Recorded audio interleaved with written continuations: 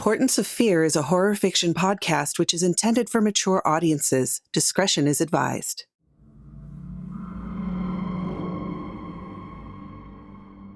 Welcome, Fearlings, to another weird and horrifying tale made just for you. I am your host, Michulhu, and I'll be your guide into the macabre and mysterious. In tonight's story, we find ourselves washed up on a strange island in Shipwreck. Before we get started, take a moment to like, subscribe, and ring that notification bell so you don't miss a single terrifying story.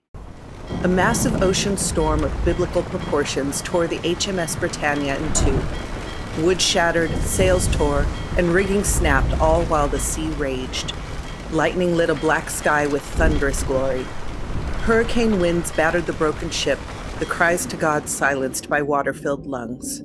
Boxes, bodies, and debris washed up on the black sandy beach of an isolated island. A large volcano sat in the middle of it, ringed by thick jungle. Chaplain Abram Roth woke to the sound of waves washing over his legs. Roth celebrated his 56th birthday just before leaving on the trip. He'd wanted to see the colonies before he died. One last adventure. Abram was a short man who enjoyed pie a little too often. His hair would have been gray if he had any. Spitting out sand and salt water from his mouth, he drug himself upright. A low cough thrummed from his lungs. He caught his breath. "Dear Lord, I'm alive. Thank you," he said. Looking about the beach, he noticed many of the others who'd washed ashore were not as blessed.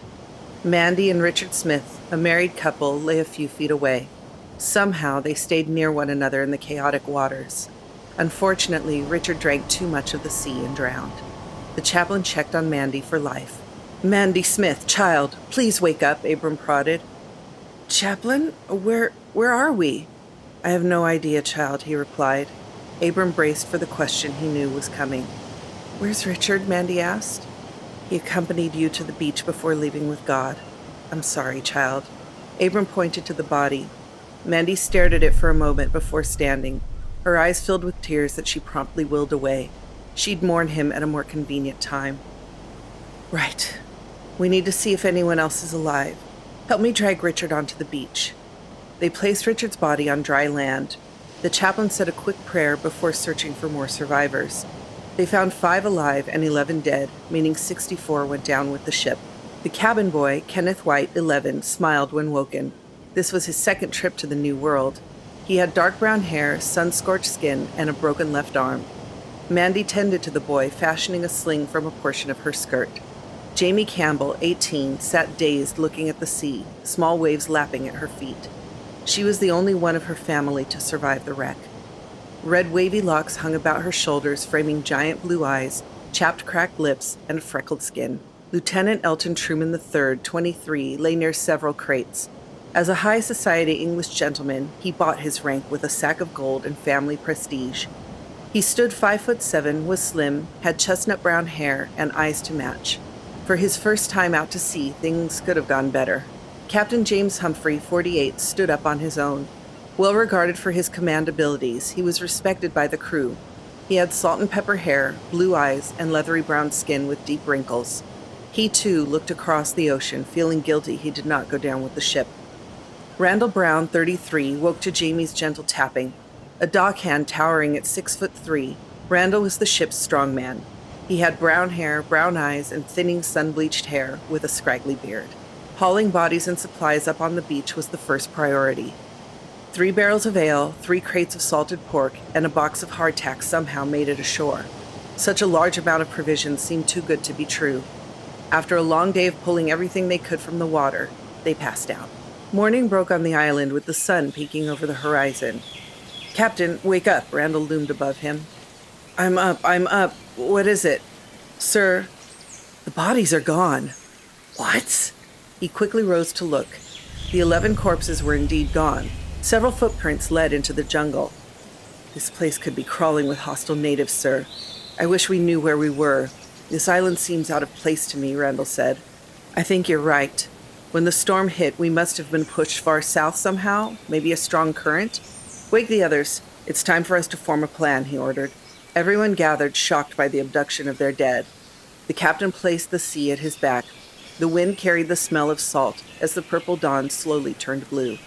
"All right, I know we're all troubled by the disappearance of our shipmates. It would seem we are not alone on this island.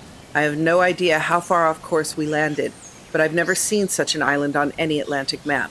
This means we could be here for some time and may need to fashion our own means of escape. I need a full inventory of what we have. We also need a source of fresh water and shelter. It's important to gather information about the island. Randall, the lieutenant, and I will go into the jungle to see what we can find. The rest will stay here to inventory what we have and start making a shelter. Sir, wouldn't it be wise to have an officer stay behind to protect these people? Kenneth is a boy, and the chaplain is getting on in years. Who shall protect the ladies? Before the captain could open his mouth, Jamie stepped into the lieutenant's space. I can protect myself, thank you very much, Jamie snapped. The lieutenant moved back a foot. Indeed, Miss Campbell, I believe you can. Lieutenant, your bravery and concern for the fairer sex is admirable, but I need that bravery to search the island, the captain stated. Of course, sir, the lieutenant replied. Vines, tree limbs, and huge emerald fronds created a canopy over the jungle floor. Thick tree roots stabbed into the earth. Spindles of sun-bathed strange flowers covered every trunk. Colorful birds and bugs sang at full volume. Movement was slow without a way to cut through the foliage. Sir, I don't see how anyone could have carried bodies through this jungle, Randall remarked. No, I can't either, the captain replied. Look up ahead, sir. There's a clearing, Randall gestured. The jungle gave way to a large area with a crystal-clear pool fed by a colossal waterfall. The pool seemed to have no bottom. Lieutenant Elton ran to its edge, stuck his face directly in, and drank deep. Randall and the captain followed suit. The water was the purest they had ever tasted. They took a moment to breathe in the cool air. We must be close to the center of the island, the captain commented. The sound of moving brush drew their attention. A nude woman with deep brown skin and long, shiny black hair appeared at the tree line. She was beautiful. Captain, look, the lieutenant whispered. No one move. We don't want to spook her. The girl smiled at them. She looks friendly to me, Randall stated. Maybe. Where are the rest of her people? The captain wondered aloud. Oh, come now, sir. I don't think she had anything to do with the bodies going missing, Randall insisted. He started to move around the edge of the pool towards her. Randall, I order you to stay here, or by God, I'll dock your pay for a week. He stopped walking midpoint. The girl motioned for him to come closer. She didn't seem bothered by his leering. Crewman, you heard me. Return at once, the captain snapped. Randall, with great regret, turned back to the captain. By the time he'd returned to his companions, she'd slipped back into the jungle. Great, she's gone. We could have captured her and forced her to tell us where our people are, bemoaned the lieutenant. We're more than likely outnumbered. Interrogating the natives may not be the best diplomatic solution. Fill the water skins and let's get back. Randall, I know fighting one's sinful urges is difficult, especially for a man of your station. So I appreciate your adherence to my commands, Captain Humphrey said. Aye, Captain. At the beach, Kenneth did what he could to help, but his arm hurt like hell. After a time, Mandy told the boy to sit under a tree and rest. She fashioned a splint to go with the sling.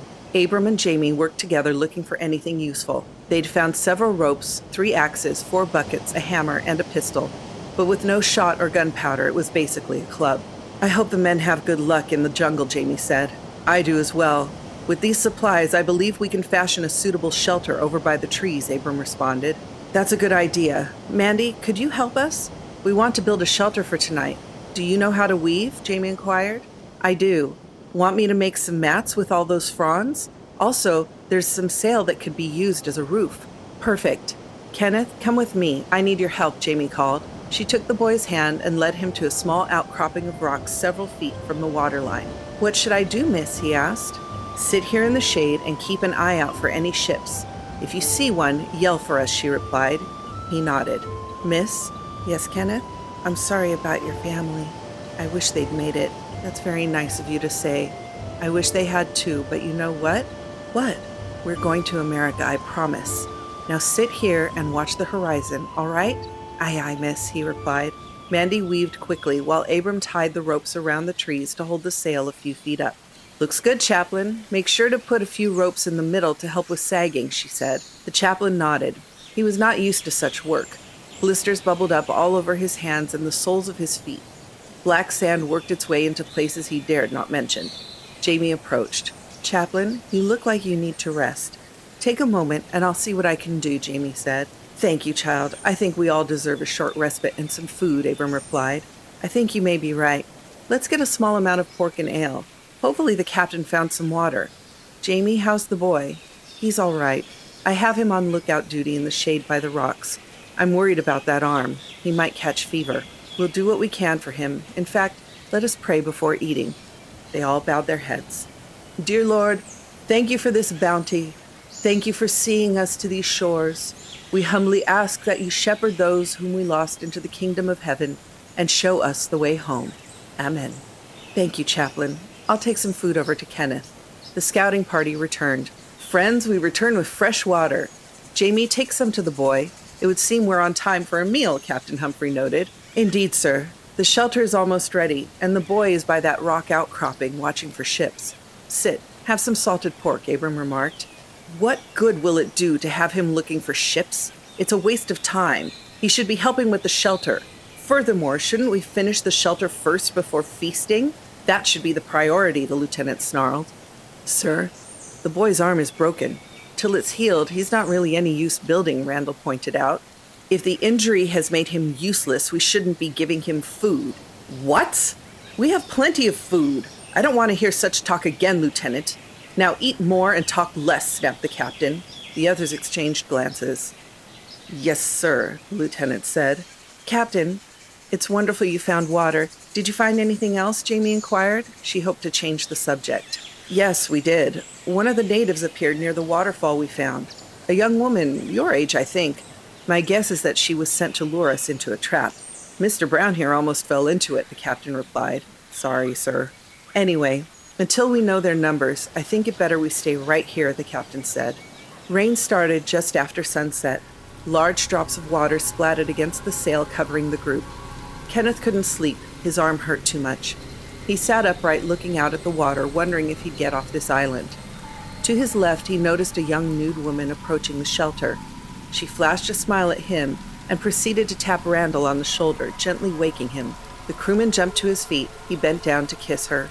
Taking his hand, she led him away. She looked at Kenneth, putting her finger to her lips. Within a moment, they were gone. He stayed up waiting for Randall to return, but finally he fell asleep. The early morning sun broke through dying storm clouds. Kenneth thought he'd dreamed about the woman, but Randall was gone and the others were panicked. "Sir, Randall left last night with a woman. She walked in with no clothes on and kissed him. He seemed to want to go with her," Kenneth said. "Damnable fool! I warned him not to go with her," Captain Humphrey scowled. The lieutenant, standing a few feet away, closed the distance and grabbed the boy's shoulder. "Why didn't you wake us, boy?" Pain shot through the 11-year-old's body. "I'm sorry, sir. I'm sorry. Please, let go, please."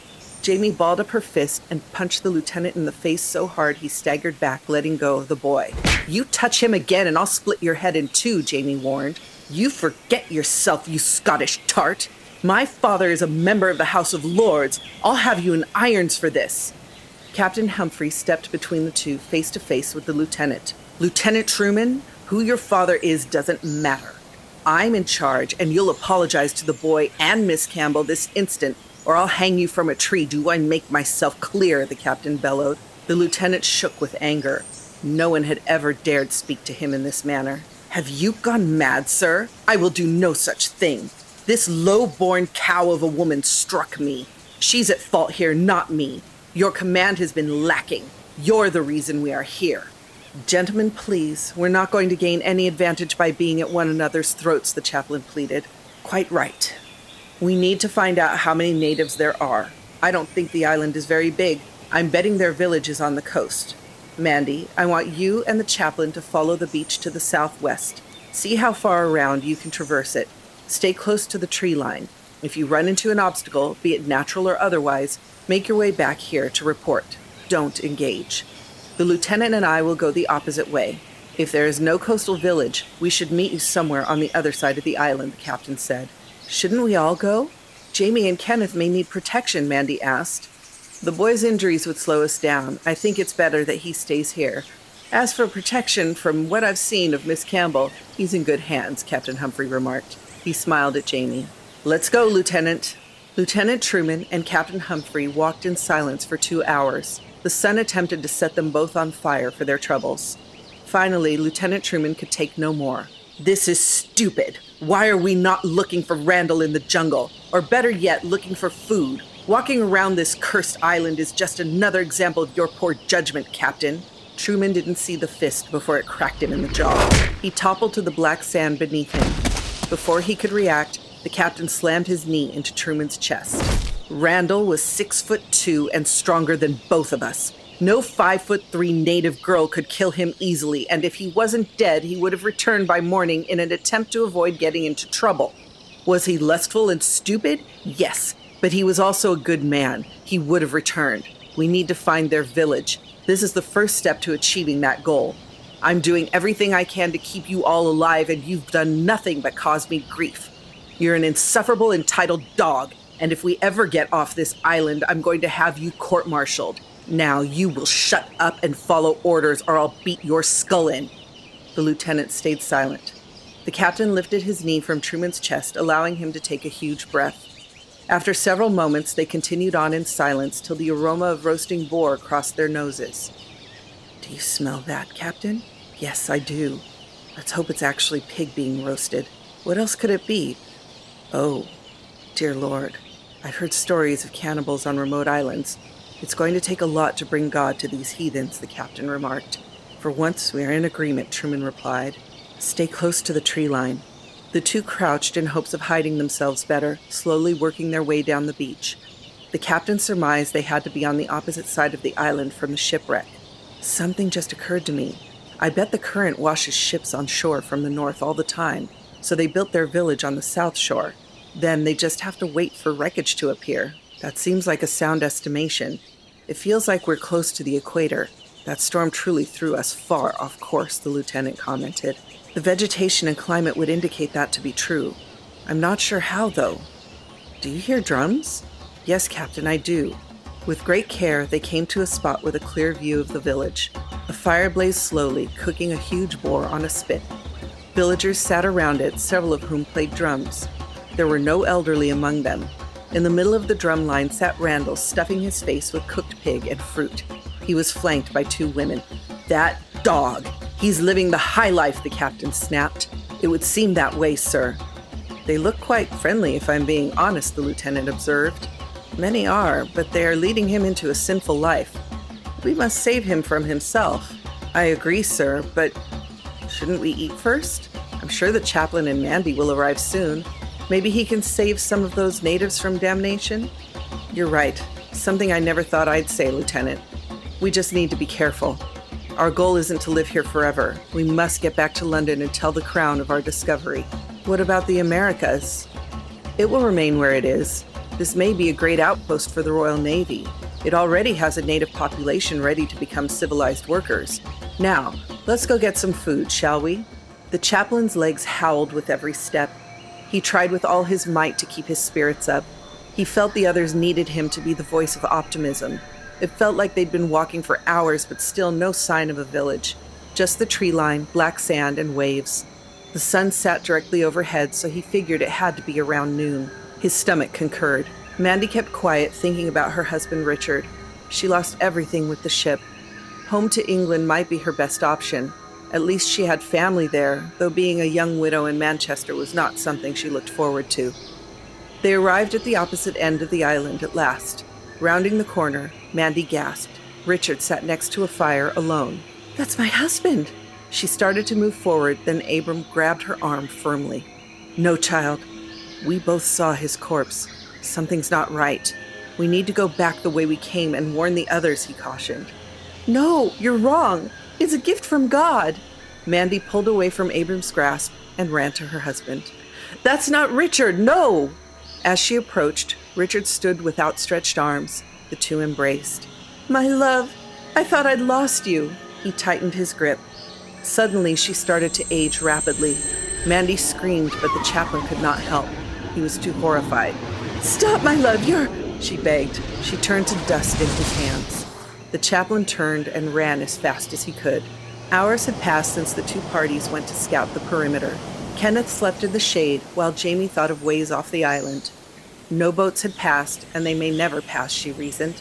As time wore on, concern grew for the fate of their companions. Twilight arrived with Chaplain Abram running up the beach to them. Skin blistered from sun damage, he collapsed, panting. Words stayed trapped in his throat. Jamie ran to his side with a skin of water. He drank his fill. "Child, did the captain return?" Abram asked. "No, Chaplain. You're the first. Where is Mandy?" "Listen. Make a raft with the crates and rope. Get off this island with the boy. Let the current take you anywhere but here," he pleaded. "Why? Is it the natives?" "I don't think there are natives. I think the whole island is slowly devouring us. Get away while you still can." His voice trailed off as his heart gave out. "Chaplain, please, no, don't leave us, please." She cradled his lifeless body in her arms, crying. Kenneth woke the next morning to find that Jamie had built a raft by lashing barrels and crates together next to the rock outcropping, using it as a dock. "Come on, Kenneth, we're leaving. I have all the water and food I could find on the raft. Let's go." "What about the others?" "They're not coming. Now move." "Jamie, we'll die out on the open water," he protested. She squatted down to look the boy in the eyes. "We'll die if we stay. Please, Kenneth, trust me." "I do." With the rising tide, Kenneth got on board.